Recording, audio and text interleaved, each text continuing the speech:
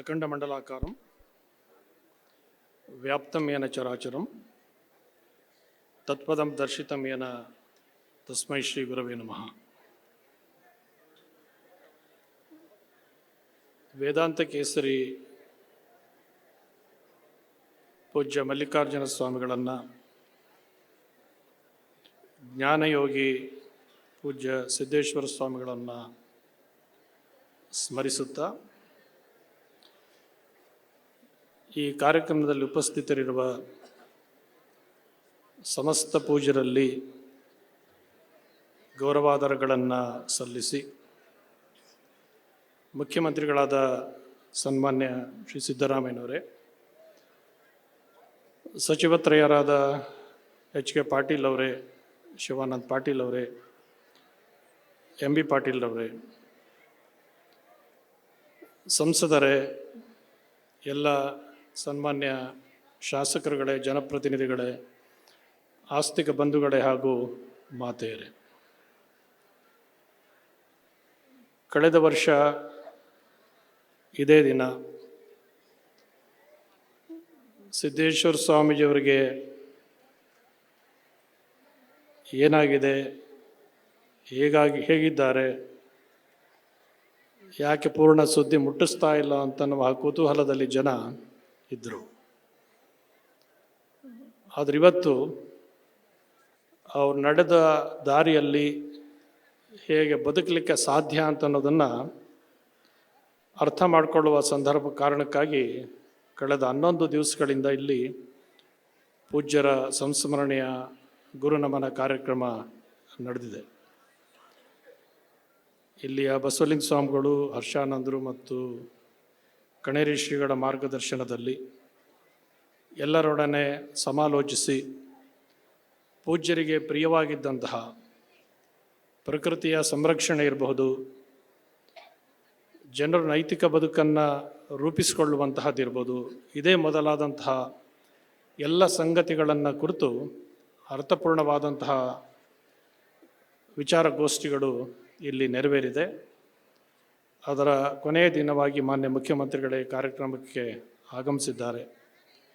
ಕಳೆದ ವರ್ಷ 1ನೇ ತಾರೀಕು ಅವರಿಲ್ಲಿಗೆ ಆಗಮಿಸಿ ಪೂಜ್ಯರನ್ನು ಭೇಟಿಯಾಗಿ ಅವರ ಆರೋಗ್ಯವನ್ನು ವಿಚಾರಿಸಿ ತೆರಳಿದರು.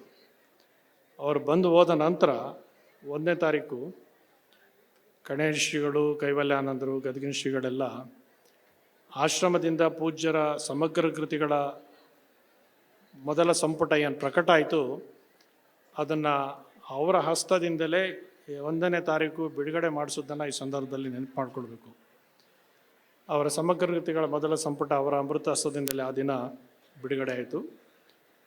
ಪೂಜ್ಯ ಸಿದ್ದೇಶ್ವರ ಮಹಾಸ್ವಾಮಿಗಳವರು ಸ್ವಯಂ ಪ್ರಕಾಶರಾಗಿದ್ದಂತಹವರು. ಅದಕ್ಕೆ ಯಾವುದು ಪ್ರಕಾಶಮಾನದಿಂದ ವ್ಯಕ್ತಿ ಪ್ರತಿಫಲಿಸೋದಲ್ಲ, ತನ್ನ ಸ್ವಯಂ ವ್ಯಕ್ತಿತ್ವದಿಂದ ಜಗತ್ತಿನಲ್ಲೆಲ್ಲ ಪ್ರಕಾಶಮಾನವಾದಂತಹ ಜ್ಞಾನದ ಆಧ್ಯಾತ್ಮದ ಬೆಳಕನ್ನು ಬೀರಿದಂತಹವರು ಸಿದ್ದೇಶ್ವರ ಸ್ವಾಮೀಜಿ ಅಂತನವರು ನಮಗೆಲ್ಲ ವೇದ್ಯವಾದಂತಹ ಸಂಗತಿ. ಜನರಲ್ಲಿ ಅವರ ಲೌಕಿಕ ಆಸೆ ಆಮಿಷಗಳ ಜೊತೆಗೆ ಆಧ್ಯಾತ್ಮಿಕದ ಆಸೆಯನ್ನು, ಬೀಜವನ್ನು ಅವರ ಸಂಸರ್ಗಕ್ಕೆ ಬಂದಂತಹ ಸಮಸ್ತರ ಮನಸ್ಸಿನಲ್ಲೂ ಬಿತ್ತಿದಂತಹ ಅಪರೂಪದ ವ್ಯಕ್ತಿಗಳು ಸಿದ್ದೇಶ್ವರ ಸ್ವಾಮೀಜಿ ಅಂತ ಅನ್ನೋದು ನಮಗೆಲ್ಲ ಗೊತ್ತಿರುವಂತಹದ್ದು. ಪರುಷ ಮುಟ್ಟಿದ ಲೋಹದಂತೆ ಶರೀರ ಹೇಗೆ ಪರುಷ ಮುಟ್ಟಿದ ಲೋಹ ಎಲ್ಲ ಪರುಷವೇ ಆಗುತ್ತೋ, ಹಾಗೆ ಪೂಜ್ಯರ ಸಂಸಾರಕ್ಕೆ ಬಂದಂತಹವರೆಲ್ಲರೂ ಕೂಡ ಆಧ್ಯಾತ್ಮಿಕ ಜೀವನಕ್ಕೆ ಅವರನ್ನು ಪರಿವರ್ತಿಸಿಕೊಂಡಂತಹದ್ದು. ಅವರಲ್ಲಿರುವಂತಹ ಅನೇಕ ಎಲ್ಲ ಬೇಡವಾದಂತಹ ಭಾವನೆಗಳನ್ನು ಬಿಟ್ಟು ಸಚ್ಚಾರಿತ್ರ್ಯವನ್ನು, ಸದ್ಭಾವನೆಯನ್ನು ರೂಪಿಸಿಕೊಂಡಂತಹ ಅನೇಕ ಉದಾಹರಣೆಗಳನ್ನು ಅವ್ರ ಜೀವನದಲ್ಲಿ ಕಂಡುಕೊಂಡಂಥವರು ತಿಳಿಸಿದ್ದಾರೆ. ಇಲ್ಲಿ ಪರಿಸರದ ಬಗ್ಗೆ ಈಗ ಮಾನ್ಯ ಪಾಟೀಲ್ ಹೇಳಿದ್ರು. ಇಲ್ಲಿ ಇಷ್ಟೆಲ್ಲ ಆಶ್ರಮದಲ್ಲಿ ಹಸಿರಿದೆ. ಅವರೆಲ್ಲೇ ಮಠಕ್ಕೆ ಹೋದರೂ, ಯಾವುದೇ ಆಶ್ರಮಕ್ಕೆ ಓದ್ತಾ ಇದ್ದದ್ದು ಒಂದೇ ಹೇಳ್ತಾ ಇದ್ದದ್ದು, ಕಟ್ಟಡ ಕಟ್ಟೋದು ಮಠಕ್ಕೆ ಮುಖ್ಯ ಅಲ್ಲ, ಎಷ್ಟು ಮರ ಬೆಳೆಸ್ತಿರೋ ಅಷ್ಟು ಸಿರಿ ಸಂಪತ್ತನ್ನು ಬೆಳೆಸ್ದ ಹಾಗೆ ಅಂತ ಮಾತನ್ನು ಎಲ್ಲ ಕಡೆ ಹೇಳ್ತಿದ್ರು. ಇಲ್ಲಿ ಒಬ್ಬರು ಅರಣ್ಯಾಧಿಕಾರಿಗಳಿದ್ದರು. ಅವ್ರು ಯಾವುದೋ ಸಂದರ್ಭದಲ್ಲಿ ಬಂದು ಇಲ್ಲಿ ಜನ ಒತ್ತಡ ಇದೆ, ಯಾವುದೋ ಕಾರಣಕ್ಕಾಗಿ 4 ಮರ ತೆಗಿಬೇಕು, ಮರ ತೆಗೆದ್ರೆ ಸರಿ ಹೋಗುತ್ತೆ ಅಂತಂದ್ರಂತೆ. ಸಿದ್ದೇಶ್ವರ ಸ್ವಾಮೀಜಿಯವರು ಹೇಳಿದ್ರು, ಮರ ಕಡಿಯೋದು ಬಿಟ್ಟು ಬೇರೆ ಏನಾದ್ರು ಹೇಳಿ ಒಪ್ತೀವಿ, ಮರ ಕಡಿಯೋಕ್ಕಾಗಲ್ಲ.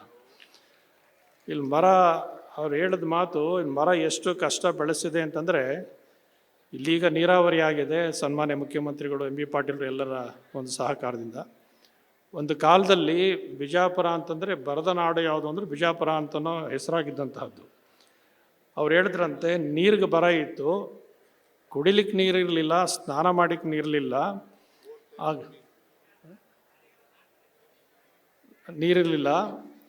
ಆವಾಗ ನಮ್ಮ ಆಶ್ರಮದ ಅವರು ಸೇರಿದಾಗೆ, ಸಿದ್ದೇಶ್ವರ ಸ್ವಾಮೀಜಿಯವರು ಸೇರಿದಾಗೆ ನಾವೆಲ್ಲಿ ಸ್ನಾನ ಮಾಡ್ತಿದ್ವಿ ಅಂತಂದರೆ ಸ್ನಾನದ ಮೇಲೆ ಸ್ನಾನ ಮಾಡ್ತಿರಲಿಲ್ಲ, ಪ್ರತಿ ದಿವಸ ಒಂದೊಂದು ಮರದ ಕೆಳಗೆ ಕುಳಿತು ಸ್ನಾನ ಮಾಡ್ತಿದ್ವಿ ಬೆಳಗ್ಗೆ ಸಾಯಂಕಾಲ. ಯಾತಕ್ಕೆ ಅಂದರೆ ಮರಕ್ಕೆ ನೀರು ಬೇಕು ಅಂತ.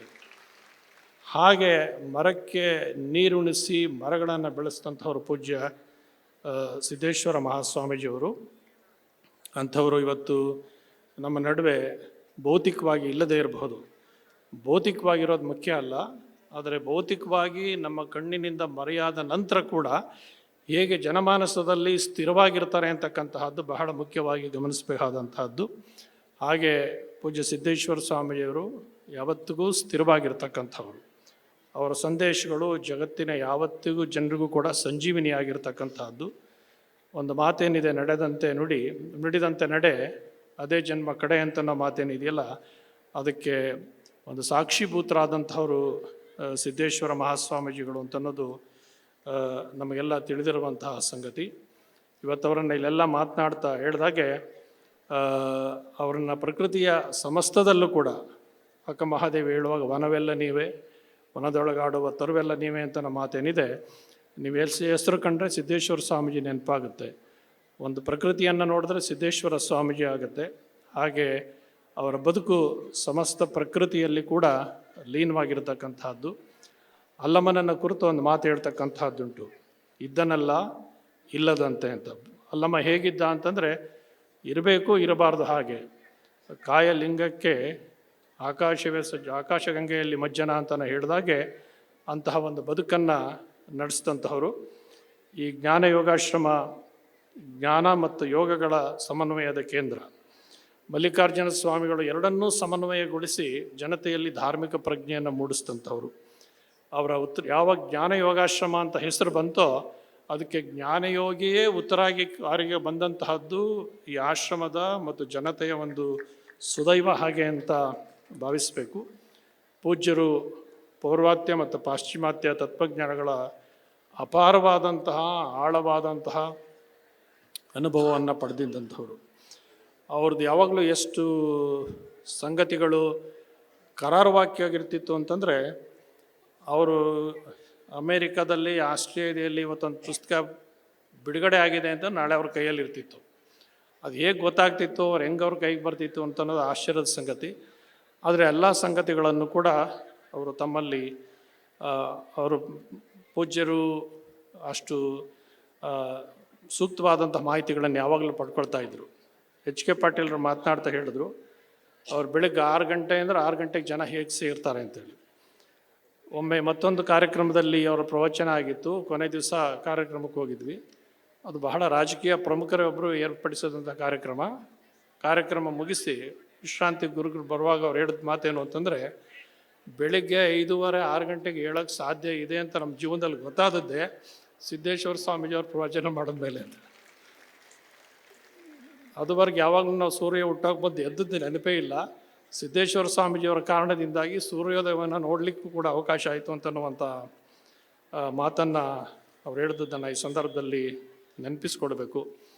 ಅವ್ರಿಗಿಷ್ಟೆಲ್ಲ ಇದ್ದರೂ ಕೂಡ ಸಂಪೂರ್ಣವಾಗಿ ಅವರ ರಕ್ತದ ಕಣಕಣಗಳಲ್ಲೂ ಕೂಡ ವೈರಾಗ್ಯದ ಭಾವನೆಗಳನ್ನು ತುಂಬಿಕೊಂಡಿದ್ದಂಥವ್ರು.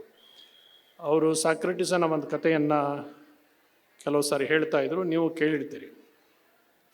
ಸಾಕ್ರೆಟಿಸ್ ಅಥೆನ್ಸ್ ನಗರದಲ್ಲಿ ಒಮ್ಮೆ ಅವ್ರ ಶಿಷ್ಯರೆಲ್ಲ ಇಟ್ಟಿದ್ದಂಥ ಶಿಷ್ಯ ಪರಿವಾರ ದೊಡ್ಡದು ಸಾಕ್ರೆಟಿಸ್ಗೆ. ಆತ ಸಿದ್ದೇಶ್ವರ ಸ್ವಾಮಿಗಳ ಹಾಗೆ ಯಾವಾಗಲೂ ಸದಾ ಚರ್ಚೆಯಲ್ಲಿ ತೊಡಗಿಸಿಕೊಂಡಿದ್ದಂಥ ದೊಡ್ಡ ಶ್ರೇಷ್ಠ ತತ್ವಜ್ಞಾನಿ.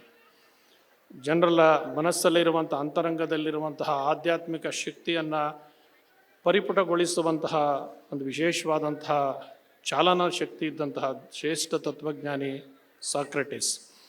ಅವನೊಮ್ಮೆ ಒಂದು ಅಥೆನ್ಸ್ ನಗರದಲ್ಲಿ ಮಾರುಕಟ್ಟೆಗೆ ಶಿಷ್ಯರಿಟ್ಟಂಥ ಅಂಗಡಿಗೆ ಹೋದನಂತೆ. ಅವ್ರಿಗೆಲ್ಲ ಶಿಷ್ಯರಿಗೆ ಭಾಳ ಆಶ್ಚರ್ಯ ಆಯಿತು. ಅಲ್ಲಿ ಕುಳಿತು ಚರ್ಚೆ ಮಾಡ್ತಿದ್ದ ಸಂತ ಏನು ಅಂಗಡಿಗೆ ಬಂದಲ್ಲ ಇವತ್ತು ಅಂತ. ಅವರು ಒಂದು ಅಂಗಡಿಗೆ ಹೋಗೋದು, ಅವ್ರ ಅಂಗಡಿಲಿ ಏನೇನು ಸಂಗತಿ ಇದೆ ಅಂತ ಎಲ್ಲ ಕುತೂಹಲದಿಂದ ನೋಡೋದು, ಅಲ್ಲಿಂದ ಮುಂದಿನ ಅಂಗಡಿಗೆ ಹೋಗೋದು. ಅಲ್ಲೂ ಪ್ರತಿಯೊಂದು ನೋಡಿದವ್ರು ಏನು ಅಂತಂದರೆ, ಅಂಗಡಿನಲ್ಲಿ ಸಾಕ್ರೆಟಿಸ್ ಏನೋ ಖರೀದಿ ಮಾಡ್ಲಿಕ್ಕೆ ಬಂದಿದ್ದಾರೆ, ಅವ್ರು ಬೇಕಾದ ಸಿಗ್ತಾ ಇಲ್ಲ ಅಂತ ಕಾಣುತ್ತೆ, ನೋಡ್ತಾ ಇದ್ದಾರೆ ಅಂತ. ಅವ್ರು ಸುಮಾರು ಅಂಗಡಿಗಳನ್ನು ಎಲ್ಲ ನೋಡಿ ಪ್ರತಿಯೊಂದು ಬಗ್ಗೆ ಇದೇನು ಅದೇನು ಅಂತ ಎಲ್ಲನೂ ಕೇಳಿದ್ರಂತೆ. ಆಮೇಲೆ ಎಲ್ಲಾದರೂ ಏನೂ ತಗೊಳ್ಳಿಲ್ಲ. ಅಷ್ಟು ಅಂಗಡಿಯನ್ನು ಸುತ್ತ ಮತ್ತು ವಾಪಸ್ ಬಂದರು ಸಾಕ್ರೆಟಿಸ್. ಆಮೇಲೆ ಅವ್ರ ಶಿಷ್ಯರು ಕೇಳಿದ್ರಂತೆ, ಗುರುಗಳು ಇಷ್ಟೆಲ್ಲ ಅಂಗಡಿ ಸುತ್ತಿದ್ರಿ, ಇಷ್ಟೆಲ್ಲ ನೋಡಿದ್ರಿ, ಏನು ಖರೀದಿ ಮಾಡಬೇಕಾಗಿತ್ತು? ಏನೂ ಇಲ್ಲ ಅಂತ. ಇಲ್ಲ, ಏನು ಖರೀದಿ ಮಾಡೋದಿಲ್ಲಪ್ಪ, ಸುಮ್ಮನೆ ಬಂದೆ. ಸುಮ್ಮನೆ ಯಾಕೆ ಬಂದ್ರಿ ಅಂತ ಕೇಳುತ್ತೆ. ನನಗೆ ಬೇಡವಾದ ವಸ್ತುಗಳು ಜಗತ್ತಿನಲ್ಲಿ ಏನೇನಿದೆ ಅಂತ ನೋಡಲಿಕ್ಕೋಸ್ಕರ ಬಂದೆ ಅಂತ ಸಾಕ್ರೆಟಿಸ್ ಹೇಳ್ತಾರೆ. ನಾವು ಸ್ವಾಮೀಜಿಯವ್ರ ಜೊತೆ ಪ್ರವಾಸ ಮಾಡುವಾಗ ವಿರಾಮದ ಸಂದರ್ಭದಲ್ಲಿ ಅನೇಕ ಕಡೆಗಳಿಗೆ ಭೇಟಿ ಕೊಟ್ಟದ್ದುಂಟು. ಅವರೆಷ್ಟು ಕುತೂಹಲದಿಂದ ಪ್ರತಿಯೊಂದು ಸಂಗತಿಯನ್ನು ಕೇಳ್ತಿದ್ರು ಅಂದರೆ, ಯಾವುದಾದ್ರು ಒಂದು ವಸ್ತು ಸಿಕ್ಕಿದ್ರೆ ಆ ಪ್ರದೇಶದಲ್ಲಿ ಯಾರಿದ್ದಾರೆ ಅವ್ರು ಕರೆಯೋದು, ಏನು ರೀ ಇದು, ಏನೋ ಇದಕ್ಕೆಷ್ಟು ಬೆಲೆ, ಇದೇನೇನು ಮಾಡುತ್ತೆ ಅಂತ ಪ್ರತಿಯೊಂದು ಕೇಳೋರು. ಅವ್ರಿಗೆ ಭಾಳ ಆಸಕ್ತಿ ಆಗ್ತದೆ, ಬುದ್ಧಿಯವ್ರಿಗೆ ಇದು ಆಸೆ ಪಟ್ಟಿದೆ ಅಂತೇಳಿ ಇದು ತಗೊಳ್ಳೋಣ ಬುದ್ಧಿ ಅಂತ ತಗೊಳ್ಳೋರು ಅವರು. ಅವ್ರು ಹೇಳ್ತಾರೆ ತಗೊಳ್ಳೋದು ಬೇಡ್ರಿ ಅಂತ. ಅಂದರೆ ಎಲ್ಲೂ ಯಾವುದಕ್ಕೂ ಅಪೇಕ್ಷೆ ಪಡೆದ ಸಂಪೂರ್ಣವಾದಂತಹ ವಿರಕ್ತ ಭಾವನೆಯನ್ನೇ ರಕ್ತದ ಕಣಕಣಗಳಲ್ಲಿ ತುಂಬಿಕೊಂಡಿದ್ದಂಥ ಒಬ್ಬ ಶ್ರೇಷ್ಠ ಸಂತ ಅಂತಂದರೆ ಅವರು ಸಿದ್ದೇಶ್ವರ ಸ್ವಾಮೀಜಿಯವರು ಅಂತ ಅನ್ನೋದು ನಮಗೆಲ್ಲ ಗೊತ್ತಿರುವಂತಹದ್ದು. ಈ ಸಂದರ್ಭದಲ್ಲಿ ಅವರ ಒಂದು ಸಂದೇಶವನ್ನು ನಾವು ಮರೆಯದೆ ಪಾಲಿಸಬೇಕಾದದ್ದು ಅಂತಂದರೆ, ಅವ್ರ ಪ್ರವಚನದಲ್ಲಿ ಹೇಳ್ತಾ ಇದ್ದಂತಹದ್ದು ಪರಮ ಪ್ರೇಮ ಅಂತ. ಇದೊಂದನ್ನು ಮಾತ್ರ ನೆನಪಿಟ್ಕೊಳ್ಬೇಕು, ಮಿಕ್ಕದ್ದೆಲ್ಲ ಮರಿಬೋದು. ನಿನ್ನೆ ಕ್ಯಾಸೆಟ್ನಲ್ಲಿ ಕೂಡ ಅದೇ ಹೇಳಿದ್ದು, ಮನುಷ್ಯ ತನ್ನ ರಾಗದ್ವೇಷಗಳನ್ನೆಲ್ಲ ಬಿಟ್ಟು, ಆಸೆ ಆಮಿಷಗಳನ್ನೆಲ್ಲ ಬಿಟ್ಟು, ಭಗವಂತ ಕೊಟ್ಟಿರುವಂಥ ಸಾಮರ್ಥ್ಯವನ್ನು ಇನ್ನೊಬ್ಬರನ್ನು ಪ್ರೀತಿಸಲಿಕ್ಕೆ ಹೇಗೆ ತಾಯಿ ಮಗು ಮತ್ತು ತಾಯಿವಿನ ಸಂಬಂಧ ಇರುತ್ತೆ, ಹಾಗೆ ಮನುಷ್ಯನಲ್ಲಿ ಯಾವುದೇ ಇರ್ಬೋದು, ಅದನ್ನೆಲ್ಲ ಬಿಟ್ಟು ತನ್ನಿಂದ ಆದಂತಹ ಸಹಕಾರವನ್ನು ಇನ್ನೊಬ್ಬರಿಗೆ ಮಾಡುವಂತಹ, ಇನ್ನೊಬ್ಬರ ಕಷ್ಟದಲ್ಲಿ ನೆರವಾಗುವಂತಹ, ಒಬ್ಬ ದ್ವೇಷಿಯನ್ನು ಕೂಡ ಬೈದವರನ್ನ ಬಂಧುಗಳೆಮ್ಮೆ ಅಂತ ಬಸವಣ್ಣನ ಮಾತೇನಿದೆ, ಹಾಗೆ ಎಲ್ಲರನ್ನೂ ಕೂಡ ಆದರಾಭಿಮಾನಗಳಿಂದ ಕಂಡು ಅವರೂ ಕೂಡ ತನ್ನನ್ನು ಪ್ರೀತಿಸುವ ಹಾಗೆ ಮಾಡಬೇಕು ಅಂತನ್ನುವ ಸಂದೇಶವನ್ನು ಅವ್ರು ಹೇಳ್ತಾ ಇದ್ದರು. ಅದು ನಿಸ್ವಾರ್ಥವಾದಂತಹ ಪ್ರೀತಿ, ಅದು ಸಾಮಾನ್ಯ ಪ್ರೀತಿ ಅಲ್ಲ, ನಿಸ್ವಾರ್ಥವಾದಂತಹದ್ದು, ಯಾವುದೇ ಪ್ರತಿಫಲವನ್ನು ನಿರೀಕ್ಷೆ ಮಾಡದೇ ಇರತಕ್ಕಂತಹದ್ದು. ಅದಕ್ಕೆ ಪರಮ ಪ್ರೇಮ ಅಂತ ಅವರು ಭಾವರ್ಜನೆಗಳಲ್ಲಿ ಹೇಳ್ತಾ ಇದ್ರು. ಆ ಪರಮ ಪ್ರೇಮವನ್ನು ಪ್ರತಿಯೊಬ್ಬರು ಜೀವನದಲ್ಲಿ ಅಳವಡಿಸಿಕೊಂಡಿದ್ದರೆ ದೇಶ ಜಗತ್ತು ಎಲ್ಲ ಸುಭಿಕ್ಷವಾಗಿ ಸಂತೋಷದಿಂದ ಇರಲಿಕ್ಕೆ ಸಾಧ್ಯ ಆಗುತ್ತೆ ಅಂತ ನಮ್ಮ ಮಾತನ್ನು ಹೇಳಿದ್ರು. ಅದನ್ನು ಸಮಸ್ತರೂ ಸಿದ್ದೇಶ್ವರ ಸ್ವಾಮಿಗಳು ಬಲ್ಲವರು ಆ ಒಂದು ಪರಮ ಪ್ರೇಮವನ್ನು ಬದುಕಿನಲ್ಲಿ ಅಳವಡಿಸ್ಕೊಳ್ಳುವಂಥ ಎಲ್ಲರೂ ನನ್ನಂತೆ ಇವ ನಮ್ಮವ ಬಸವಣ್ಣನ ಸಂದೇಶಂತೆ ಜಗತ್ತಿನ ಸಮಸ್ತರನ್ನೂ ಕೂಡ ನನ್ನವರು ಅಂತ ಕಾಣುವ ಭಾವನೆಯನ್ನು ಬೆಳೆಸ್ಕೊಂಡ್ರೆ ಅದು ಹೆಚ್ಚು ಸಾರ್ಥಕವಾಗಿ ಬೆಳೀಲಿಕ್ಕೆ, ಅದು ನಿಜವಾಗಿ ಪೂಜ್ಯ ಸಿದ್ದೇಶ್ವರ ಸ್ವಾಮೀಜಿಯವರಿಗೆ ಸಲ್ಲಿಸುವಂತಹ ಗೌರವವಾಗುತ್ತದೆ ಅಂತ ನಮ್ಮ ಮಾತನ್ನು ಹೇಳಿ, ಅವರ ಪ್ರವಚನ ಅಂತಂದರೆ ಅದೊಂದು ಮೋಡಿ ಮಾಡುವಂಥ ರೀತಿ ಇತ್ತು. ಪೂಜ್ಯ ಸಿರಿಗೆರೆಯ ತರಳಬಾಳ್ ಜಗದ್ಗುರುಗಳು ಇದೀಗ ಆಶೀರ್ವದಿಸಿದ್ರು. ಅವರು ಒಮ್ಮೆ ಸಿದ್ದೇಶ್ವರ ಪ್ರವಚನದಲ್ಲಿ ಒಂದು ಭಾಷಣದಲ್ಲಿ ಬಂದಿದ್ದರು. ಹಾಗೆ ರವಿಶಂಕರ್ ಗುರೂಜಿಯವರು ಆರ್ಟ್ ಆಫ್ ಲಿಂಗ್ ಅವರು ಒಂದು ಸುತ್ತೂರಿನಲ್ಲಿ ಕಾರ್ಯಕ್ರಮ ಇದ್ದಾಗ ಸಂಜೆ ಒಂದು ಸತ್ಸಂಗ, ಬಹಳ ಜನ ಇರಲಿಲ್ಲ. ಅವರಿಬ್ಬರು ಹೇಳಿದ ಮಾತೇನು ಅಂತಂದರೆ, ಸಿದ್ದೇಶ್ವರ ಸ್ವಾಮೀಜಿಯವ್ರು ಮಾತಾಡ್ತಾ ಇದ್ದರೆ ಕೇಳ್ತಾನೆ ಇರಬೇಕು ಅಂತ ಅನಿಸುತ್ತೆ, ನಿಲ್ಲಿಸಿದ್ರೆ ಯಾಕಪ್ಪ ನಿಲ್ಲಿಸಿದ್ರು ಅಂತ ಅನಿಸುತ್ತೆ, ಅಷ್ಟು ಮೃದು ಮಧುರವಾದಂತಹ ಮಾತುಗಳನ್ನು ಅವ್ರು ಆಡ್ತಾರೆ ಅಂತ ಅನ್ನೋದು. ಪಂಡಿತ ಪಾಮರರಿಬ್ಬರಿಗೂ ಕೂಡ ಏಕಕಾಲಕ್ಕೆ ಸಮಾನವಾಗಿ ಗ್ರಹವಾಗುವಂಥ, ಅವ್ರು ಎಷ್ಟೇ ಕ್ಲಿಷ್ಟಕರವಾದ ಉಪನಿಷತ್ ಇರ್ಬೋದು, ವೇದಗಳಿರ್ಬೋದು, ಅಲ್ಲಮನ ವಚನಗಳಿರ್ಬೋದು, ಯಾರೇ 10 ಸರಿ ಓದಿದ್ರೂ ಕೂಡ ಅರ್ಥವಾಗದೇ ಇರುವಂಥ ಸಂಗತಿಗಳು ಬಂದರೂ ಕೂಡ ಅವ್ರು ಪ್ರವಚನ ಮಾಡಿದ್ರೆ ಅದನ್ನು ಓದಿ ಯಾರು ಅರ್ಥ ಮಾಡ್ಕೊಳ್ಳಿಕ್ಕೆ ಸಾಧ್ಯ ಆಗಿಲ್ಲವ್ರು ಅಂತ ಇದ್ರು. ಇಷ್ಟು ಸುಲಭವಾಗಿದೆಯಲ್ಲ ಅಲ್ಲಮನ ವಚನ, ನಮ್ಗೆ ಅರ್ಥವೇ ಆಗಲಿಲ್ವಲ್ಲ ಅನ್ನೋ ಸುಲಭಗ್ರಾಹಿಯಾಗಿ ಮಾಡುವಂಥ ಒಂದು ವಿಶೇಷವಾದಂಥ ಸಾಮರ್ಥ್ಯ, ಕಠಿಣತರವಾದದ್ದನ್ನು ಕೂಡ ಸುಲಭವಾಗಿ ಸಮಸ್ತ ಜನರಿಗೆ ತಲುಪಿಸುವ ಒಂದು ವಿಶಿಷ್ಟವಾದಂತಹ ಒಂದು ಸಾಮರ್ಥ್ಯ ಅವರಲ್ಲಿತ್ತು. ಅಂತಹ ಪೂಜ್ಯರು ನಮ್ಮ ನಡುವೆ ಭೌತಿಕವಾಗಿ ಇಲ್ಲದೇ ಇರಬಹುದು, ಅವರ ಸಂದೇಶ ಶಾಶ್ವತವಾಗಿದೆ. ಅವ್ರ ವ್ಯಕ್ತಿತ್ವದ ನೆನಪುಗಳು ಸದಾ ಶಾಶ್ವತವಾಗಿರುತ್ತೆ. ಅದನ್ನು ಜೀವನದಲ್ಲಿ ಅಳವಡಿಸ್ಕೊಳ್ಳುವ ಪ್ರಯತ್ನ ಮಾಡಿದಾಗ ಮನುಷ್ಯನ ಬದುಕು ಸಾರ್ಥಕವಾಗಿ ಬೆಳೀಲಿಕ್ಕೆ ಸಾಧ್ಯ ಆಗುತ್ತೆ ಅಂತೇಳಿ ಈ ಕಾರ್ಯಕ್ರಮವನ್ನು ಆಯೋಜಿಸಿದಂತಹ ಪೂಜ್ಯರುಗಳು ಮತ್ತು ಸಮಸ್ತರನ್ನು ಈ ಸಂದರ್ಭದಲ್ಲಿ ಅಭಿನಂದಿಸಿ, ಮಾನ್ಯ ಮುಖ್ಯಮಂತ್ರಿಗಳಿಗೆ ಅವರ ಬಗ್ಗೆ ಸಿದ್ದರಾಮಯ್ಯನವರಿಗೆ ಅಪಾರವಾದಂತಹ ಗೌರವ ಇತ್ತು. ಅವರು ಸುತ್ತೂರಿನಲ್ಲಿ ಪೂಜ್ಯ ರಾಜೇಂದ್ರ ಸ್ವಾಮಿಯವರ ಶತಮಾನೋತ್ಸವಕ್ಕೆ ಬಂದಿದ್ದರು. ಅವ್ರು ಬಂದ ಮೇಲೆ ಇನ್ವಿಟೇಷನ್ ತೆಗೆದ್ರು ಸಿದ್ದರಾಮಯ್ಯನವರು. ಅಲ್ಲಿ ಸಿದ್ದೇಶ್ವರ ಸ್ವಾಮೀಜಿಯವ್ರ ಹೆಸರಿತ್ತು. ಅವ್ರ ಅಕ್ಕಪಕ್ಕ ಹಿಂಗೆ ನೋಡಿದ್ರು, ಸ್ವಾಮೀಜಿ ಎಲ್ಲಿ ಸಿದ್ದೇಶ್ವರ ಸ್ವಾಮೀಜಿ ಇಲ್ವಲ್ಲ ಅಂತಂದರು. ಅವ್ರು ಬರೋಕ್ಕೆ ಸಮಯಕ್ಕೆ ಸರಿಯಾಗಿ ಅವರು ಕಾರ್ಯಕ್ರಮದಲ್ಲಿ ಮಾತನಾಡಿ, ಅವ್ರು ಬರ್ತಾರೆ, ನಾನು ಕೆಳಗಡೆ ಕೂತ್ಕೊಂಡು ಅವ್ರ ಮಾತು ಕೇಳ್ತೀನಿ ಅಂತ ಸಭಿಕರ ಹಾಗೆ ಅಲ್ಲಿ ಬಂದು ಕೊಡ್ತಿದ್ರು. ಆಮೇಲೆ ನೋಡಿದ ಕೂಡಲೇ ಅವ್ರ ವೇದಿಕೆಯಿಂದನೇ ನಮಸ್ಕಾರ ಮಾಡಿದ್ರು. ಅವ್ರಿಗೆ ಅಪಾರವಾದಂತಹ ಗೌರವ ಪೂಜ್ಯ ಸಿದ್ದೇಶ್ವರ ಸ್ವಾಮೀಜಿಯವರಲ್ಲಿ ಇದ್ದಂಥವರು. ಅವರು ಈ ಕಾರ್ಯಕ್ರಮಕ್ಕೆ ವಿಶೇಷವಾಗಿ ಅದಕ್ಕೋಸ್ಕರನೇ ಬಂದಿರತಕ್ಕಂಥದ್ದು ಪೂಜ್ಯರ ಮೇಲೆ ಅವ್ರಿಗಿಟ್ಟಿರೋಂತಕ್ಕಂಥ ಗೌರವದ ಒಂದು ಸಂಕೇತವಾಗಿದೆ ಅಂತ ನನ್ನ ಮಾತನ್ನು ಹೇಳಿ, ಅನೇಕ ಸಚಿವರು ಮಾನ್ಯ ಪಾಟೀಲರು ಒಂದು ಪ್ರಸ್ತಾಪವನ್ನು ಮಾಡಿದ್ದಾರೆ. ಅವ್ರ ಹೆಸರಿನಲ್ಲಿ ಏನೂ ಮಾಡಬೇಕು ಅಂತೇಳಿಲ್ಲ, ಒಂದು ಬೃಹತ್ತಾದಂತಹ ಸಸ್ಯರಾಶಿಯನ್ನು ಈ ಸಮೀಪದಲ್ಲಿ ಬೆಳೆಸಬೇಕು, ಅದೊಂದು ಅರಣ್ಯವಾಗಿ ಬೆಳಿಬೇಕು.